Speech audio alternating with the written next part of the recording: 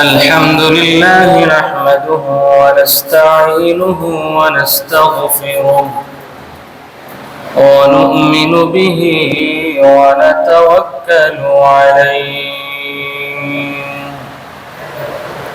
ونعوذ بالله من شرور أنفسنا ومن سيئات أعمالنا من يهده الله فلا مضل له ومن يضلله فلا هادي له ونشهد أن لا إله إلا الله وحده لا شريك له ونشهد أن سيدنا وسندنا وحبيب ربنا وطبيبنا وطبيب قلوبنا وأولانا ومولانا محمدا عبده ورسوله صلى الله تعالى عليه وعلى آله وأصحابه وبارك وسلم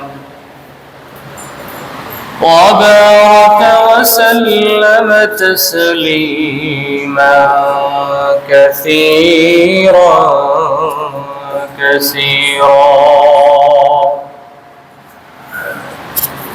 الذي أرسله الله تعالى بالحق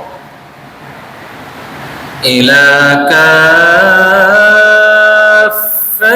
الناس بشيرا ونذيرا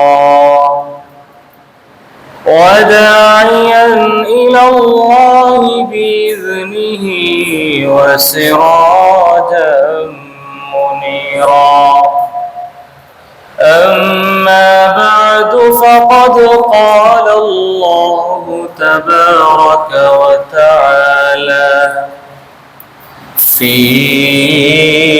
كلامه المجيد وفرقانه الحميد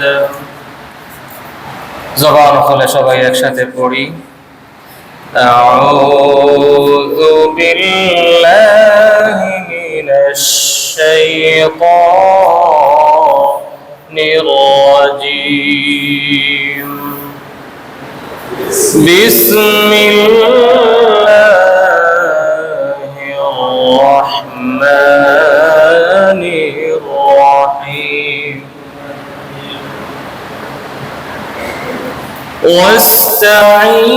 واستعينوا بالصبر والصلاة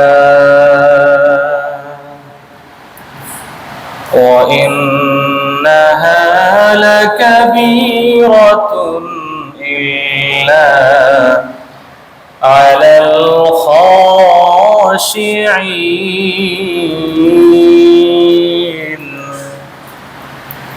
الذين يظنون أنهم ملاقو ربهم وأنهم إليه راجعون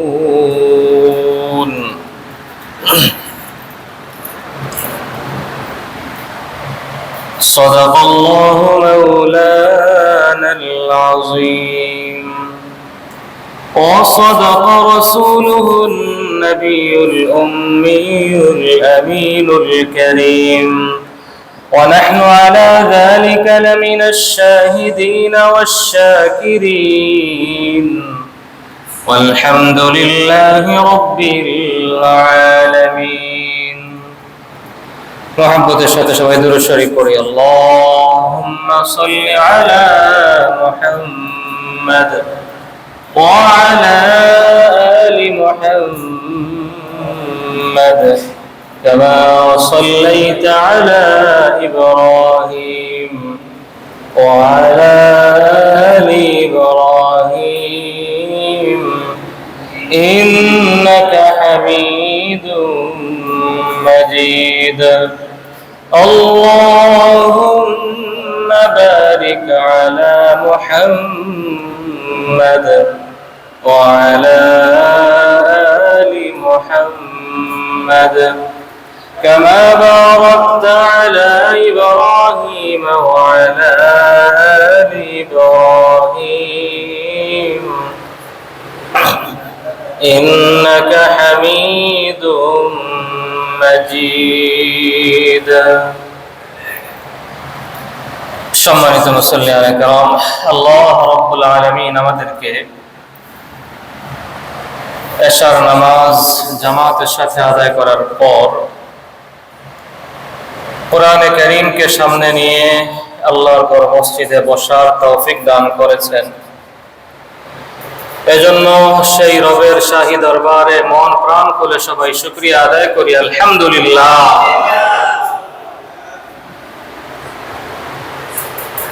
পবিত্র কোরআনে কারীমের সর্ববৃহৎ সূরা সূরা বাকারা, এই সূরার দুটি আয়াত আমরা তেলাওয়াত করেছি, 45 এবং 46 এই দুটি আয়াত। এই দুটি আয়াতের তাফসীর আজকে আমরা শুনবো ইনশাআল্লাহ। আল্লাহ রাব্বুল আলামিন আমাদেরকে শেষ পর্যন্ত ধৈর্য সহকারে সওয়াবের নিয়তে আল্লাহর মহব্বতে কোরআনের ভালোবাসায় বসার তৌফিক দান করেন, সবাই বলেন আমিন। সূরা বাকারার 45 নম্বর আয়াতে রব্বুল আলামিন বলতেছেন ওয়াস্তাঈনু বিস-সাবরি ওয়াস-সালাহ, তোমরা সাহায্য প্রার্থনা করো বিস-সাবরি ওয়াস-সালাহ, দুইটা জিনিসের মাধ্যমে। একটি জিনিসের নাম হলো সবর, একটি জিনিসের নাম কি বলেন সবাই? সবর। অপরটির নাম হলো সালাহ, নামাজ। অপরটির নাম নামাজ। অন্য আয়াতে আল্লাহ রাব্বুল আলামিন এই সূরা বাকারার মধ্যেই বলতেছেন, আমাদেরকে আল্লাহ ডাকতেছেন, ইয়া আইয়ুহাল্লাযীনা আমানু, হে ঈমানদারেরা। এখানে আল্লাহ বলতেছেন তোমরা ধৈর্য ধরো, তোমরা আমি আল্লাহর কাছে সাহায্য প্রার্থনা করো। আর ওই আয়াতে রব্বুল আলামিন আমাদেরকে ডাকতেছেন ইয়া আইয়ুহাল্লাযীনা আমানু, হে ঈমানদারেরা, ইস্তাঈনু বিস-সাবরি ওয়াস-সালাহ, তোমরা সাহায্য প্রার্থনা করো সবরের মাধ্যমে এবং নামাজের মাধ্যমে। ওই আয়াতে রব্বুল আলামিন বলেন ইন্নাল্লাহা মা'আস-সাবিরিন, নিঃসন্দেহে আমি আল্লাহ ধৈর্যশীলদের সাথে আছি। এই আয়াতে আল্লাহ রাব্বুল আলামিন বলতেছেন তোমরা সাহায্য প্রার্থনা করো সবরের মাধ্যমে এবং নামাজের মাধ্যমে। وَإِنَّهَا لَكَبِيرَةٌ إِلَّا عَلَى الْخَاشِعِينَ, আল্লাহ বলতেছেন যে আসলে বিপদে পড়ে ধৈর্য ধারণ করা নামাজের মাধ্যমে, ধৈর্যের মাধ্যমে আমি আল্লাহর কাছে সাহায্য প্রার্থনা করা, এটা আসলে বড় কঠিন, এটা আসলে বড় কঠিন। তবে এটা সহজ যারা আমার ভয় নিয়ে চলে, খাশিঈনদের জন্য যাদের হৃদয়ে আমার ভয় আছে তাদের জন্য এটা বড় সহজ। প্রথমে আল্লাহ বললেন যে এটা আসলে বড় কঠিন, আবার পরবর্তী অংশে আল্লাহ বলতেছেন যে না, এটা সবার জন্য কঠিন না, বরং যাদের হৃদয়ে আমার ভালোবাসা আছে তাদের জন্য সহজ, যাদের হৃদয়ে আমার ভয় আছে তাদের জন্য সহজ, যাদের হৃদয়ে আমার ভয় নাই তাদের জন্য কঠিন। রব্বুল আলামিন আবার ৪৬ নম্বর আয়াতে ব্যাখ্যা দিচ্ছেন খাশিঈন কারা। আল্লাহ বললেন বিপদে পড়ে সবরের মাধ্যমে, নামাজের মাধ্যমে ধৈর্য ধারণ করো, এটা বড় কঠিন, তবে খাশিঈনদের জন্য সহজ। খাশিঈন হলো তারা আল্লাযীনা ইয়াযুন্নুনা আন্নাহুম মুলাকু রাব্বিহিম, যারা মনে প্রাণে বিশ্বাস রাখে, যারা মনে প্রাণে এই বিশ্বাস ধারণ করে, আন্নাহুম মুলাকু রাব্বিহিম, এই জমিন থেকে তাদেরকে একদিন বিদায় নিয়ে নিতে হবে। এই জমিন চিরদিন থাকার জায়গা নয়, তবে এই বিদায়ের পরে মুলাকু রাব্বিহিম, তাদেরকে আমি রবের সাথে সাক্ষাৎ করতে হবে। ঠিক না ঠিক বলেন? وأنهم إليه راجعون, এবং তাদেরকে সর্বশেষ আমি আল্লাহর দিকেই ফিরে আসতে হবে। কোরআনে কারীমের সর্বশেষ যে আয়াতটি নাযিল করেছেন সেই আয়াতটি হলো ওয়াত্তাকু ইয়াওমান তুরজাউনা ফীহি ইলাল্লাহ। আল্লাহ আমাদেরকে ডেকে বলতেছেন তোমরা ভয় করো সেই দিনকে, তুরজাউনা ফীহি ইলাল্লাহ, যেদিন তোমাদেরকে আমি আল্লাহর দিকে ফিরে আসতে হবে। দুনিয়ার জমিনে তুমি যেভাবে চলো, যেভাবে থাকো, যেভাবে বলো, যেভাবে করো, প্রতিটা পদক্ষেপের সাথে সাথে এই ভয় হৃদয়ে রাখো, তোমাকে একদিন আমি আল্লাহর দিকে ফিরে আসতে হবে। সুম্মা তুওয়াফা কুল্লু নাফসিম মা কাসাবাত, সেই ফিরে আসার পরে তোমার জীবনের প্রতিটা কর্মকাণ্ডের হিসাব আমি আল্লাহর দরবারে দাঁড়িয়ে তোমাকে দেওয়া লাগবে। ওই হিসাব দেওয়া থেকে বাঁচার কোনো রাস্তা না। তো সূরা বাকারার এই দুটি আয়াতের মধ্যে আল্লাহ রাব্বুল আলামিন আমাদেরকে শেখাচ্ছেন যে বান্দা, তুমি বিপদে পড়ো, কঠিন সময়ে পড়ো, যে অবস্থায় তুমি পড়ো না কেন, আমার সাথে সম্পর্ক রাখো। গত তাফসীরে আমি আলোচনা করতেছিলাম যে মানব জাতির জীবনে দুটি অবস্থা, এক হলো ভালো অবস্থা, সুন্দর অবস্থা, আরেকটা অবস্থা হলো খারাপ অবস্থা, দুরবস্থা। দুইটাই মানুষের জন্য ভালো, দুইটাই আমাদের জন্য আল্লাহ প্রদত্ত নিয়ামত। রাসূল করিম সাল্লাল্লাহু আলাইহি ওয়াসাল্লাম বলেন আজাবান লিআমরিল মুমিনি কুল্লি, আল্লাহ হাবিব বলেন আমার উম্মতের জন্য বড় আশ্চর্য, আমি নবীও বড় আশ্চর্যিত হই আমার উম্মতের জিন্দেগীর হালতের দিকে তাকালে। আমার উম্মতের হারানোর কিছু নাই, আমার উম্মতের ভালো অবস্থাটাও তার জন্য ভালো, আমার উম্মতের খারাপ অবস্থাটাও তার জন্য ভালো। আল্লাহর হাবিব বলেন যদি আমার উম্মত ভালো অবস্থায় থাকে, ফাশাকারা, ওই ভালো অবস্থায় থাকার সাথে সাথে সে আল্লাহর দরবারে শুকরিয়া আদায় করে, তো ওই ভালো অবস্থাটাও তার জন্য নিয়ামত। আবার যদি সে খারাপ অবস্থায় পড়ে যায়, ফাসাবারা, ধৈর্য ধারণ করে, তো ওই খারাপ অবস্থাটাও তার জন্য আল্লাহর পক্ষ থেকে দেয়া নিয়ামত।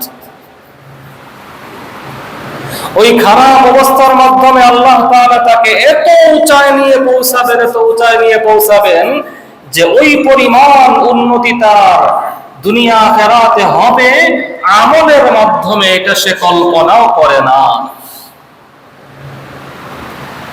রাসূল বলেন, এজন্য আমার উম্মতের জীবনের পুরাটা অংশই হলো আমার জন্য বড় আশ্চর্যের। আল্লাহ রাব্বুল আলামিন আমাদেরকে ডাকতেছেন যে বান্দা, তোমার কোনো টেনশনের কারণ নাই, আমি আল্লাহ তো আছি। তুমি বিপদে পড়ে গেছো, তুমি খারাপ আছো, অসুস্থ, অভাব, পেরেশানি, সংসারে অশান্তি, ছেলে তোমার কথা শুনে না, মেয়ে নেশাগ্রস্ত, মামলা মোকদ্দমার জালে ফেসে গেছো, সামাজিক কঠিন অবস্থার মধ্যে তুমি আছো, ও বান্দা তোমার কোনো পেরেশানির কারণ নাই।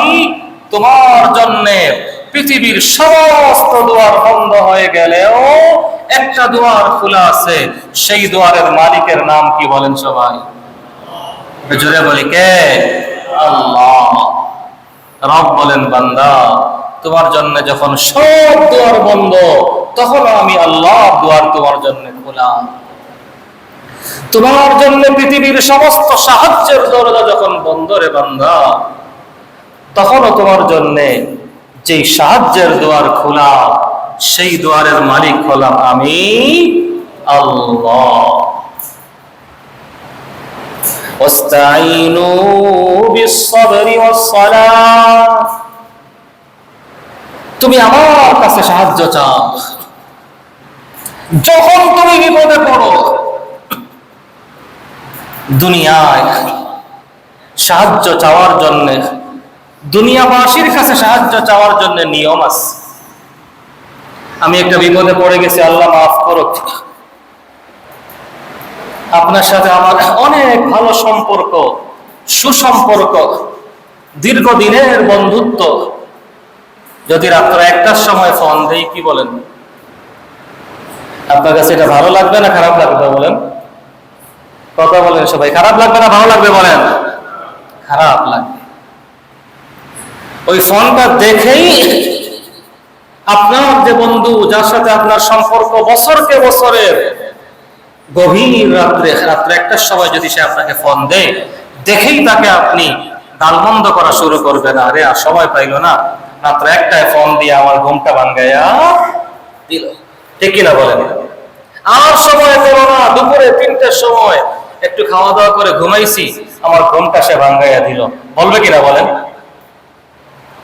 কথা বলেন সবাই, বলবে কিনা বলেন? রব্বুল আলামিন বলে, বান্দা তোমার জন্য দুপুর 3টা রাত 3টা বলতে কোনো কিছু নাই। তোমার জন্য দুপুর 3টা যেমন, আমি আল্লাহ দরবারে তোমার জন্য রাত 3টাও তেমন। ও বান্দা, তুমি দুপুর 3টায় বিপদে পড়েছো, এই চিন্তা করার কারণ নেই, আমার মালিক তো ঘুমাইতেছেন।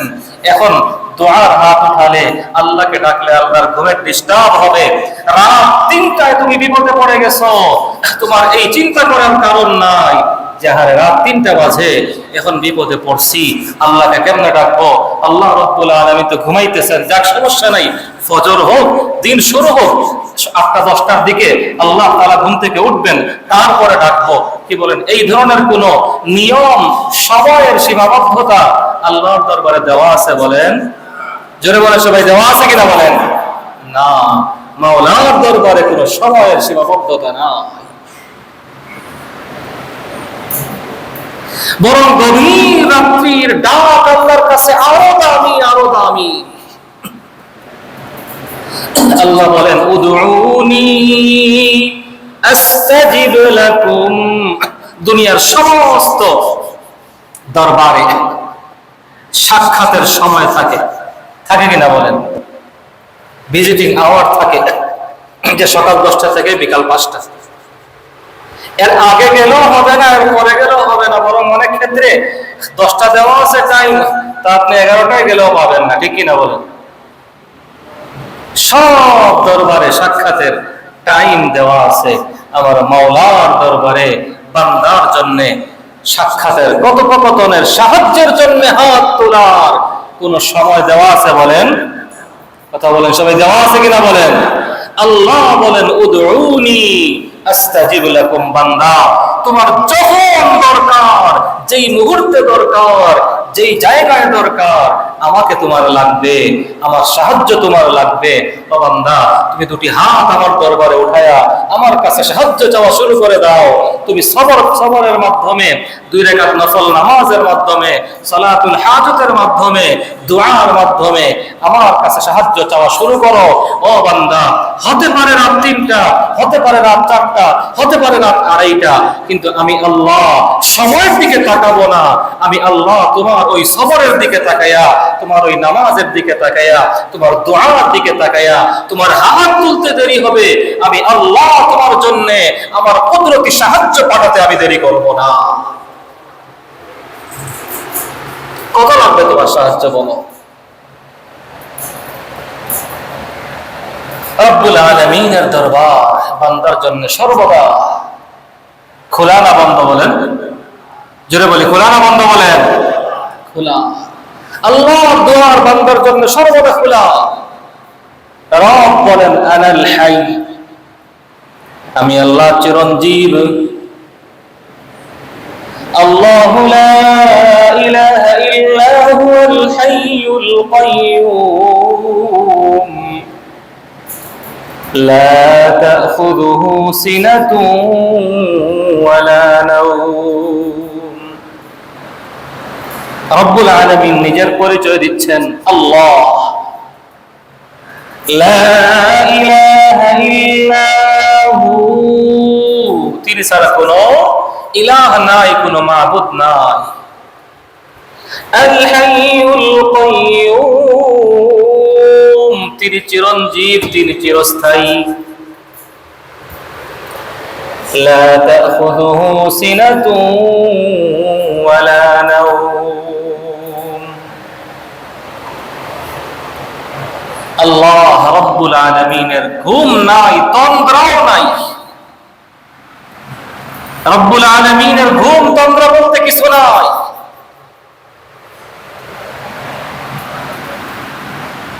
আল্লাহ কেন ঘুমান না? আল্লাহর তন্দ্রাও কেন আসে না? এই জন্যই আসে না। রব্বুল আলামিনের যদি কোনো ঘুমের সময় থাকতো, যদি কোনো বিশ্রামের সময় থাকতো, ওই সময় যদি বান্দা বিপদে পড়ে যায়,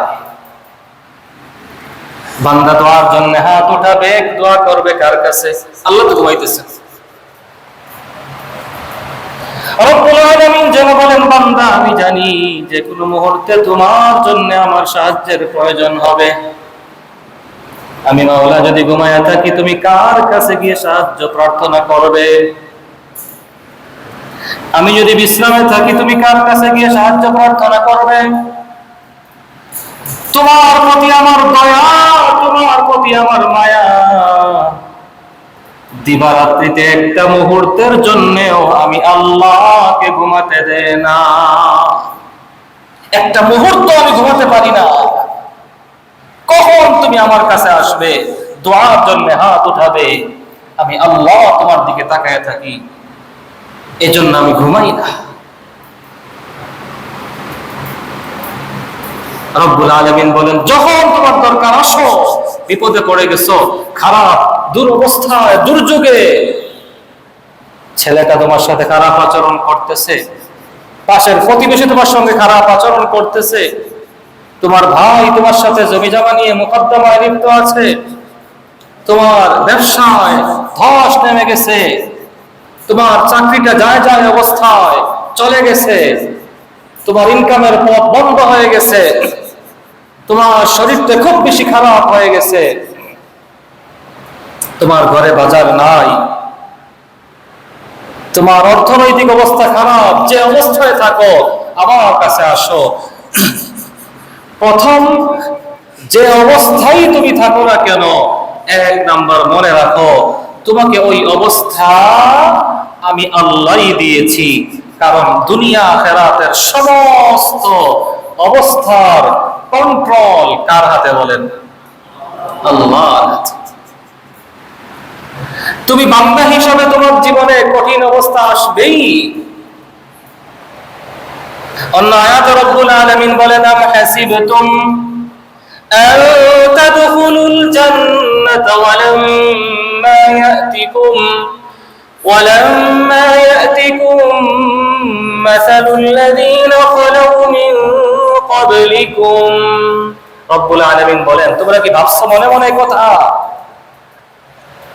যে মুখে মুখে বলছো লা ইলাহা ইল্লাল্লাহ মুহাম্মাদুর রাসূলুল্লাহ, টুকটাক কিছু আমার হুকুম আদায় করো, সুযোগ পাইলে করো, সুযোগ নাই করো না। তোমরা কি মনে করেছো এতটুকুতেই তোমাদের জন্য জান্নাত?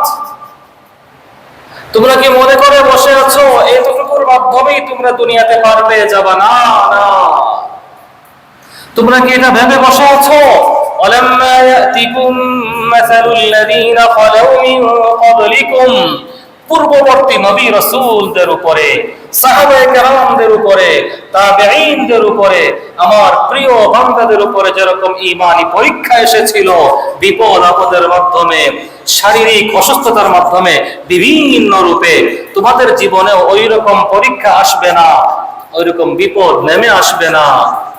তোমরা কি এটা ভেবে বসে আছো? তাদের উপর যেরকম ঈমানি পরীক্ষা আসছিল তোমাদের জীবনে ওই রকম না হয়, তোমাদের সাথে মানায়, তোমাদের সাথে মানানসই পরীক্ষা আসবেই আসবে, তোমাদেরকে পরীক্ষা দেওয়া লাগবেই লাগবে।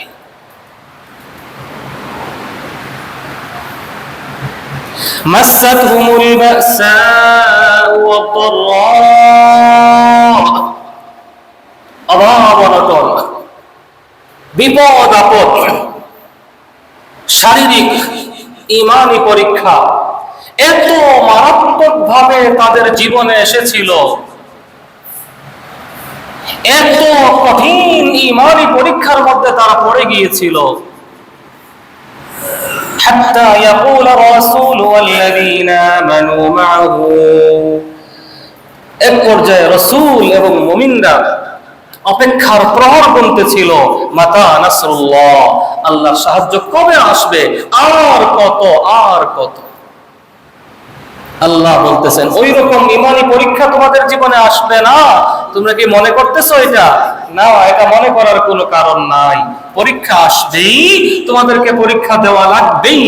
আর সেই পরীক্ষার সময় আমি আল্লাহকে যদি পেতে চাও, সেই পরীক্ষার সময় আমার সাহায্য যদি পেতে চাও, ইস্তাঈনু বিস-সাবরি ওয়াস-সালাহ, সবর করো এবং নামাজের মাধ্যমে আমি আল্লাহর কাছে সাহায্য প্রার্থনা করো। তোমার জীবনে নেমে আসা কঠিন পরিস্থিতিতে, তোমার জীবনে নেমে আসা ঈমানি পরীক্ষার সময় তুমি যদি আমি আল্লাহকে পেতে চাও, তাহলে এক নাম্বার হলো তুমি বান্দা হিসাবে আমি আল্লাহ রব্বুল আলামিনের পক্ষ থেকে যেই পরিস্থিতি তোমার জীবনে নেমে আসে, এক নাম্বার তুমি তোমার অন্তরে একথা বসায় নাও, এই যে পরিস্থিতি আমার জীবনে এসেছে এটা আমার তাকদীরে আল্লাহ ফয়সালা করে রেখেছেন, এটা আমাকে ওভারটেক করে যাওয়ার কোনো সুযোগ নাই, আমার জীবনে এটা আসার ছিল তাই আসছে। রব্বুল আলামিন বলেন, কুল লা ইউসিবানা ইল্লা মা কাতাবাল্লাহু লানা হুয়া মাওলানা ওয়া আলাল্লাহ, কুল লা ইউসিবানা, হে রাসূল আপনি বলুন আমাদের জীবনে ওই অবস্থা কখনো আসবে না যা আল্লাহ আমাদের জন্য লেখেন নাই, যা আল্লাহ আমাদের জন্য লিখে রেখেছেন, তাকদীরে ফয়সালা করে রেখেছেন, সেটা আমাদের জীবনে আসবেই। আল্লাহ যা ফয়সালা করেন নাই তা আসবে না কখনো। সুতরাং যা আমার জীবনে এসেছে এটা আল্লাহর পক্ষ থেকে আসার ছিল তাই আসছে। রব্বুল আলামিন যেন আজকের এই তাফসীরের মাধ্যমে আমাদেরকে এই সবক দিচ্ছেন যে বান্দা, তোমার জীবনে যখন দুর্দিন নেমে আসবে, খারাপ সময় আসবে, তখন তুমি এই বিশ্বাস হৃদয়ে বসায় নাও যে আমার মাওলা আমার জন্য এই ফয়সালা করে রেখেছেন, এটা আমার আশা ছিল তাই আসছে। এক্ষেত্রে কোন যদির আশ্রয় নিও না। অনেক ক্ষেত্রে আমরা খারাপ অবস্থায় পড়লে মনে মনে বলি, আরে যদি এই কাজটা না করতাম তাহলে এটা হইতো না, বলি কিনা বলেন?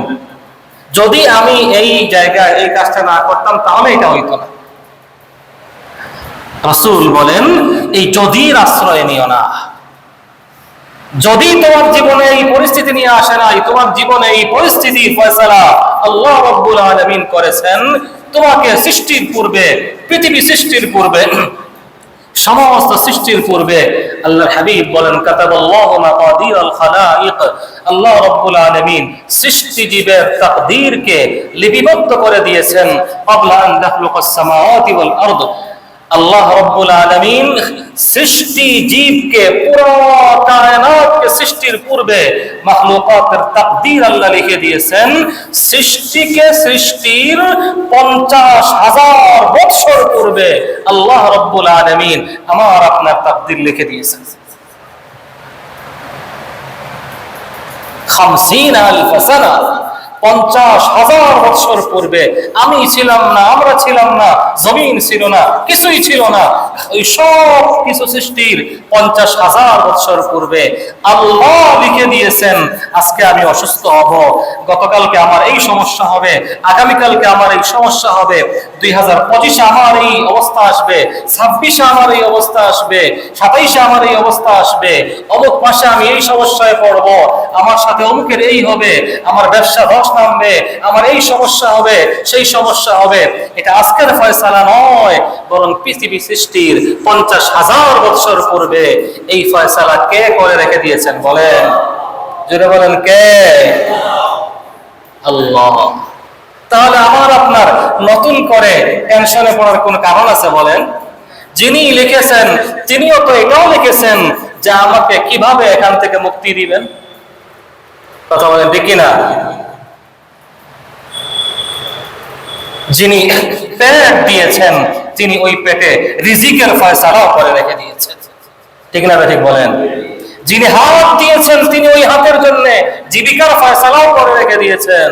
যিনি আমার জীবনে দুর্দিন দিয়েছেন, খারাপ অবস্থা দিয়েছেন, তিনি আমার জীবনে এই দুর্দিনের অন্ধকার কেটে গিয়ে সুদিনের সূর্য ওঠার সময় সীমানা নির্ধারণ করে রেখে দিয়েছেন, ঠিক না ঠিক বলেন? হ্যাঁ, তা আমার পেরেশানির কোনো কারণ নাই। আল্লাহ বলেন বান্দা বিপদে পড়েছো, খারাপ অবস্থায় পড়েছো, যে অবস্থায় পড়ো না কেন, ইস্তাঈনু বিস-সবর ওয়াস-সালাহ, আমার কাছে সাহায্য প্রার্থনা করো সবরের মাধ্যমে, নামাজের মাধ্যমে। হৃদয়ে কথা বসায় নাও, যা আসছে আমার জীবনে এটা আমার মুকদ্দারুম মিনাল্লাহি তাবারাকা ওয়া তাআলা, এটা আমার আল্লাহর পক্ষ থেকে তাকদীরের লেখা। আমি যা চাই সব সময় তা হবে এমনটা নয়, আবার আমি যা চাই সব সময় তা হবেও না এমনটাও নয়। আল্লাহ তাআলা আমার জন্য ফয়সালা করে রেখে দিয়েছেন। তাই এক নাম্বার আমাকে সবর করতে হবে। আল্লাহ বলেন ইস্তাঈনু বিস-সবর, ও বান্দা খারাপ অবস্থায় পড়ে গিয়ে সবর করো। কিভাবে সবর করবো আমরা? এক নাম্বার হলো যে অবস্থা আমার জীবনে আসবে আমি আমার মনের সাথে এই বিষয়টা বোঝাপড়া করে মনকে এই বুঝ দিয়ে নিব, ইমানি মজবুতি আমি অর্জন করব যে না যা আসছে আল্লাহর পক্ষ থেকে ফয়সালা, আল্লাহই দিয়েছেন, ফয়সালা আমার মালিকের, আমার কোনো টেনশনের কারণ নাই, আমার তাকদীর লেখা ছিল এটা হবে তাই হয়েছে। দুই নম্বর, কোন যদির আশ্রয় নেওয়া যাবে না। যদি আজকে আমি এই রাস্তা দিয়ে না যাইতাম আমার অ্যাক্সিডেন্টটা হইতো না, যদি আমি এই কাজটা না করতাম এটা হইতো না। রাসূল বলেন ফাইন্না লাউ তাফতাহু আমালাশ শাইতান, এই যদি শব্দটার দ্বারা আমার জীবনে, আমার ঈমানের মধ্যে, আমার বিশ্বাসের মধ্যে শয়তান ঢুকে যাওয়ার রাস্তা খুলে যায়। ওই যদি নামক দরজা দিয়ে শয়তান ঢোকে, এই জন্য যদির দরজাকে বন্ধ করতে হবে, কোনো যদি বলা যাবে না। যদি এটা না করতাম তাহলে এটা হইতো না, বলা যাবে না। আল্লাহ ফয়সালা করেছেন তাই হয়েছে। দ্বিতীয় নাম্বার। তিন নাম্বার হলো আল্লাহ রাব্বুল আলামিন বলেন যে বান্দা তোমাকে জবান দিয়ে, কথা দিয়ে, আচরণ দিয়ে কোনোভাবেই কোনো অভিযোগ করা যাবে না। আল্লাহ বলতেছেন ইস্তাঈনু বিস-সাবরি ওয়াস-সালাহ, সবরের মাধ্যমে, নামাজের মাধ্যমে সাহায্য চাও। সবরের মাধ্যমে সাহায্য কিভাবে, সবর কিভাবে করব? এক নাম্বার যেটা বললাম, এক নাম্বার হলো আমাকে আমার মনের মধ্যে বসিয়ে নিতে হবে আমার এই অবস্থা আল্লাহর ফয়সালা, তাই আসছে। তৃতীয় নম্বর, কোনো যদির আশ্রয় নেওয়া যাবে না, যদি এটা করতাম তাহলে এটা হইতো, এটা না করলে এটা হতো না, এটা বলা যাবে না। 3 নম্বর হলো মুখের মাধ্যমে, কথার মাধ্যমে, কাজের মাধ্যমে কোনো অভিযোগ করা যাবে না, কোনো অভিযোগ চলবে না। রাসূল করিম সাল্লাল্লাহু আলাইহি ওয়াসাল্লামের সন্তান, ছেলে সন্তান ইব্রাহিম আসিম, ছেলে সন্তান আল্লাহ তার হাবিবকে দান করেছিলেন। আমার দুনিয়া থেকে খুব অল্প সময়ের ভিতরে নিয়েও গেছে। তো সন্তান দুনিয়া থেকে বিদায় নিয়ে নিছেন, সন্তানের লাশ হাতে নিয়ে আল্লাহর হাবিব সাল্লাল্লাহু আলাইহি ওয়াসাল্লাম বলতেছিলেন, ইন্নাল আইনা তাদমা, যে তুমি ছেলে, আল্লাহ আমাকে ছেলে নামক নিয়ামত দান করলেন, আবার দিয়ে আল্লাহ নিয়েও গেলেন। তোমার বিদায়ে, তোমার বিরহে আমার চোখ দিয়ে পানি পড়তেছে। অল কলবু ইয়াহজুন, তোমার বিদায়ে, তোমার বিরহে আমার অন্তরটা বড় ব্যথা পেয়েছে। ওয়ালা আকুলু ইল্লা মা ইয়ারদা বিহি রাব্বুনা, তবে এই কঠিন মুহূর্তে আমি আমার জবান দিয়ে এমন কোন কথা বের করব না যেই কথাটা আমার আল্লাহর কাছে অপছন্দনীয় হয়ে যায়। এমন কোন কথা আমি আমার জবান দিয়ে বের করব না, কারণ চোখ দিয়ে পানি পড়বে, কষ্ট পাবো, ব্যথা বেদনায়, বিপদে দুর্দিনে চোখের পানি আসবেই, অন্তরে ব্যথা আসবেই, পেরেশানি আসবেই, সব আসবে। মানুষ আমরা, মানবীয় দুর্বলতার কারণে এগুলা হবেই। তবে জবান দিয়ে এমন কোন কথা বলা যাবে না যেই কথা বলার দ্বারা আমার ঈমান নষ্ট হয়ে যায়, যেই কথা বলার দ্বারা আমার সবর নষ্ট হয়ে যায়, এমন কোন কথা মুখ দিয়ে বের করা যাবে না। 3 নম্বর, এটা আমাদের খেয়াল রাখতে হবে, ইস্তাঈনু বিস-সাবরি ওয়াস-সালাহ, আল্লাহ বলেন সবরের মাধ্যমে সাহায্য প্রার্থনা করো। তো এই সবরের মাধ্যমে সাহায্য প্রার্থনা করার একটা অধ্যায় হলো বিপদে পড়ে কোনোভাবেই অভিযোগ করা যাবে না। খুব মনে রাখতে হবে, আমাদের কিন্তু অভিযোগ খুব বেশি হয়, ঠিক কিনা বলেন? খুব বেশি অভিযোগ হয়। আরে মুমিনের সমস্ত অভিযোগ হবে আল্লাহর দরবারে, ঠিক না বেঠিক বলেন? মুমিন তো বান্দার কাছে কোনো অভিযোগ করবে না, বান্দা আবার আমার অভিযোগ শোনার কে, বান্দা আবার আমার অভিযোগকে সমাধান করার কে? বান্দা যাকে বলবো আমি আমার অভিযোগ, হ্যারই তো অভিযোগের শেষ নাই, ঠিক না বেঠিক বলেন? হ্যাঁ, নিজেই তো হাজার দরবারে আটকা, সে আবার আমার পিছনে অভিযোগ শুনবে। আমার হাজার অভিযোগ আমার মাওলাও শুনবেন। হুয়া হাসবি ওয়া নি'মাল ওয়াকিল, তিনি তো আমার জন্য যথেষ্ট, তিনি তো আমার অভিযোগগুলোর সমাধানকারী হিসাবে যথেষ্ট। হযরতে ইয়াকুব আলাইহিস সালাতু ওয়াস সালাম যখন সন্তানরা এসে সাজানো নাটক ওনার সামনে মঞ্চায়িত করলো, এসে বলল, ইন্না যাহাবনা নাস্তাবিকু, যে আব্বাজান আমরা একটা দৌড় প্রতিযোগিতায় গিয়েছিলাম, অথারাকনা ইউসুফা ইনদা মাতাইনা, আর আমাদের মাল সামানা, কাপড় চোপড় এগুলোর পাশে ইউসুফকে বসিয়ে রাখে গিয়েছিলাম আমরা। এসে দেখি ইউসুফ নাই। ফাকালাহু যিব, জঙ্গল থেকে সিংহ আসছে, নেকড়ে আসছে, এসে খেয়ে ফেলেছে ইউসুফকে। কি বলেন? নবী হিসাবে একজন নবী তাদের এই সত্য মিথ্যা এতটুকু বুঝতে কি বাকি ছিল ওনার? বলেন, উনি কি বুঝতে পারেন নাই? একটা মানুষকে বাপ ছিঁড়ে ফেলে খেয়ে ফেলবে,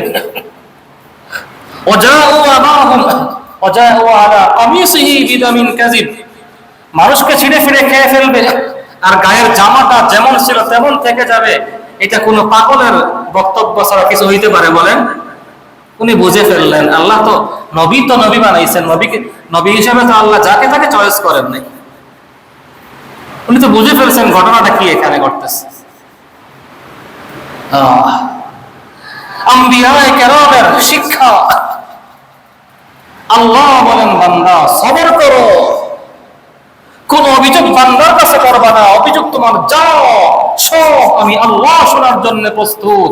আমি শুনবো আবার তোমার সমাধানও দিব। বান্দা শুনবে আবার তোমার সুযোগ খোঁজার জন্য বান্দা দাঁড়ায় আছে। ঠিক না ঠিক বলেন? যাকে আমি অভিযোগের কথা বলবো সে আমার সুযোগের সন্ধানী হয়ে দাঁড়িয়ে আছে, আমার সুযোগ বুঝে আমাকে সে বাটে ফেলবে ওই চিন্তায় আছে। ঠিক না ঠিক বলেন? ইয়াকুব আলাইহিস সালাম বুঝলেন যে আহারে এরা তো আমার সন্তান রূপী মারাত্মক ভয়াবহ আদর্শের অধিকারী। এরা বুঝে ফেললেন, পৃথিবীর কারো কাছে অভিযোগ করলেন না। قال إنما أشكو بثي وحزني إلى الله। সাথে সাথে আল্লাহ নবী ইয়াকুব আলাইহিস সালাম বললেন, আমার হৃদয়ের যত ব্যথা, যত বেদনা, যত অভিযোগ, আমার আদরের সন্তান, সবচেয়ে প্রিয় সন্তান আমার ইউসুফ, তাকে হারিয়ে আমার হৃদয়ে যত অভিযোগ জমা হয়েছে, যত কষ্ট জমা হয়েছে, কোন কষ্ট কোন অভিযোগ দুনিয়ার কারো কাছে আমি করব না। আমি সবর করে দিলাম, ফাসবরুন জামিল, আমি ধৈর্য ধারণ করলাম। আল্লাহুল মুস্তাআনু আলা মা তাসিফুন, তোমরা যে মিথ্যা বক্তব্য আমার সামনে তুলে ধরেছো এক্ষেত্রে আল্লাহ রাব্বুল আলামিন হলেন আমার জন্য সাহায্যকারী। আমি আমার সমস্ত অভিযোগ ইন্নামা আশকু বাসি ওয়া হুজনি ইলাল্লাহ, আমি আমার সমস্ত অভিযোগ, সমস্ত পেরেশানি, সমস্ত দুঃখ কষ্টগুলো শেয়ার করলাম একমাত্র আমার আল্লাহ রাব্বুল আলামিনের সাথে। দুনিয়ার কারো কাছে কোনো কষ্ট শেয়ার করলেন না, কোনো অভিযোগ করলেন না, স্পষ্ট জানায় দিলেন আশকু বাসি ওয়া হুজনি ইলাল্লাহ। মুমিন কঠিন বিপদে পড়ে যাবে, দুনিয়ামুখী হবে না, মানুষের কাছে গিয়ে অভিযোগের ধারণা দিবে না, বরং মুমিন বিপদে পড়ে গেছে কঠিন মুহূর্তেও বলবে হাসবুনাল্লাহ ওয়া নি'মাল ওয়াকিল, নি'মাল মাওলা ওয়া নি'মান নাসির। সাহাবায়ে কেরাম এক যুদ্ধ থেকে ফিরে আসছেন, এখনো গায়ের ক্ষত শুকায় নাই, আঘাতের চিহ্ন এখনো শুকায় নাই, এখনো জখমগুলো যেমন ছিল কাঁচা রয়ে গেছে। এখন এমত অবস্থায় আবার জিহাদের ডাক চলে আসছে, শত্রুপক্ষ হামলা করার জন্য আসতেছে, খবর চলে আসছে। আল্লাহর হাবিবের পক্ষ থেকে জিহাদের ঘোষণা দিয়ে দেওয়া হয়েছে। কি বলেন? এই কঠিন পরিস্থিতির মধ্যে পড়লে কি অবস্থা হইতো আমাদের? আরে এখনো গায়ের আঘাতের চিহ্ন এখনো শুকায় নাই, এখনো জখম শুকায় নাই। সাহাবায়ে কেরাম জরাজীর্ণ হয়ে আছেন, অসুখ বিসুখ, মাত্র জিহাদ থেকে আসছেন, কত ক্ষয়ক্ষতি, কত শারীরিক জখম, আঘাত, এই সেই। এই অবস্থায় আবার দৌড় দিতে হবে। ওনাদের কানে আসছে শত্রুপক্ষ বিশাল অস্ত্র শস্ত্রে সুসজ্জিত হয়ে ওনাদের উপর হামলা করার জন্য আসতেছে। আয় হায়, কি করব, কি হবে? এই অবস্থায় কোন অভিযোগ না। ওদিকে আবার মুনাফিকরা ভয় দেখাইতেছে, ইন্নান নাসা ক্বাদ জামাউ লাকুম, যে ওই ওদিক থেকে কাফেররা তোমাদের বিরুদ্ধে অস্ত্রে শস্ত্রে সুসজ্জিত হয়ে ময়দানে জিহাদ করার জন্য একত্রিত হচ্ছে। কোন অভিযোগ নাই, কোন ভয় নাই, কোন মনোবল হারানো নাই। সূরা আলে ইমরানের মধ্যে আল্লাহ তাদের সেই ঘটনা তুলে ধরেছেন। الذين قال لهم الناس إن الناس قد جمعوا لكم فاخشوهم فزادهم إيمانا। কঠিন অবস্থার সম্মুখীন হয়ে কোনো অভিযোগ নাই। ওদিকে কাফের মুশরিকরা মুনাফিকরা এসে বলতেছে যে ভাই ভয় কর, ওরা কিন্তু খুব স্ট্রং একটা গ্রুপ। ফাযাদাহুম ঈমানা, তাদের হৃদয়ের ঈমান আরো বেড়ে গেছে। কিসের অভিযোগ করবেন, কিসের মনোবল ভেঙে পড়বেন? না, বরং তাদের হৃদয়ে সবরের পরিমাণ আরো বেড়ে গেছে। ওয়াকালু হাসবুনাল্লাহ ওয়া নি'মাল ওয়াকিল, সবাই সমস্ত শক্তির উৎস আল্লাহ রাব্বুল আলামিনের উপর তাওয়াক্কুল করে জবানে কোনো অভিযোগ না এনে সবার জবানে এক কথা, হাসবুনাল্লাহ, আমাদের জন্য কে যথেষ্ট বলেন? জোরে বলেন, কে যথেষ্ট আমাদের জন্য? আরো জোরে বলেন, কে? আল্লাহ। ওয়া নি'মাল ওয়াকিল, এবং তিনি আমাদের সর্বোত্তম অভিভাবক।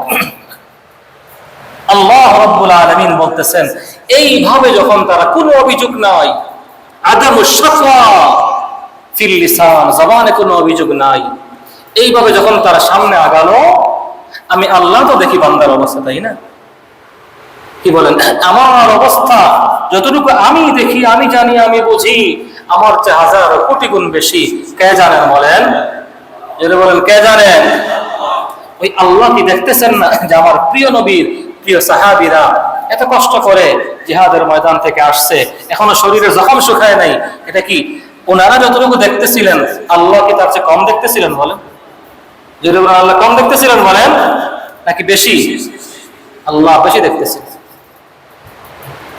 রব্বুল আলামিনের শুধু ইশারা ছিল, দেখার দরকার ছিল এটা, আল্লাহর ফয়সালা ছিল এটাই, আমি আল্লাহ দেখব আমার বান্দার অবস্থানটা কি,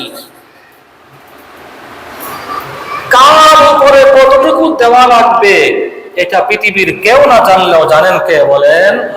আল্লাহ।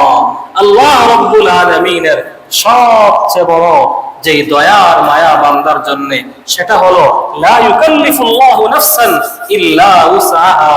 মনে রাখতে হবে, আমি যে অবস্থায় পড়েছি, আমাকে এই অবস্থা দিয়েছেন কে বলেন? আবার এই অবস্থা থেকে উতরিয়ে আসার পথ তিনি বের করে দিবেন।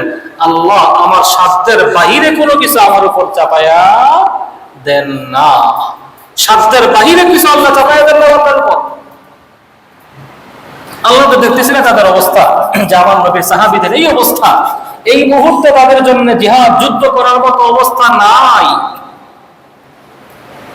দেখতেছেন না আল্লাহ এটা বলেন?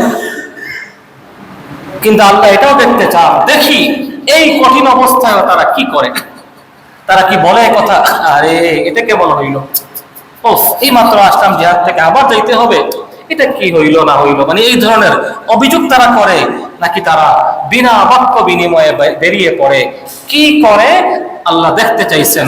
আল্লাহ যখন দেখলেন ইস্তাঈনু বিস-সাবরি ওয়াস-সালাহ, তারা সবরের মাধ্যমে, ধৈর্য ধারণ করার মাধ্যমে, আমি আল্লাহর কাছে সাহায্য চাওয়ার মাধ্যমে তারা আমার রাস্তায় বেরিয়ে পড়লো, আল্লাহ জানায়া দিলেন, ও বান্দা, তোমাদের জন্য জিহাদের প্রয়োজন নাই, তোমাদের জন্য আবার গিয়ে শত্রু পক্ষের সঙ্গে মোকাবেলা করার কোনো দরকার নাই।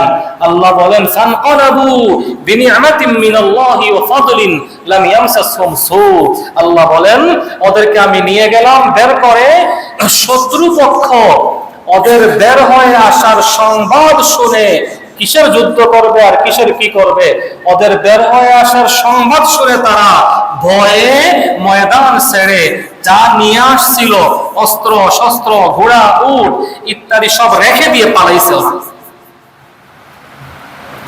রব্বুল আলামিন বলেন, ফানকালাবু বিনি'মাতিন মিনাল্লাহি ওয়া ফাদলিন, ওরা জিহাদের ময়দানে গিয়ে শত্রুর সঙ্গে মোকাবেলা করা লাগে নাই, শত্রুর সাথে জিহাদ করা লাগে নাই, বিনা জিহাদে ময়দানে গিয়ে বিজয় নিয়ে আসছে, বিনা জিহাদে ময়দানে গিয়ে গনিমতের মাল নিয়ে আসছে, বিনা জিহাদে ময়দানে গিয়ে তারা আমি আল্লাহর সন্তুষ্টি নিয়ে আসছে। এটাই তো হলো সবরের ফল, এটাই তো আল্লাহ চান যে বান্দা তুমি যে অবস্থায় পড়ে যাও না কেন, তোমার জন্য একটাই কাজ, সেটা হলো ইস্তাঈনু, আমার কাছে সাহায্য চাও, কোন অভিযোগ করবা না জবান দিয়ে, আমি আল্লাহ তোমার অভিযোগকে পছন্দ করি না। রব্বুল আলামিন আমাদেরকে বিষয়গুলো বুঝে আমল করার তৌফিক দান করুন, আমিন। ওয়া আখিরু দাওয়ানা আলহামদুলিল্লাহি রাব্বিল আলামিন।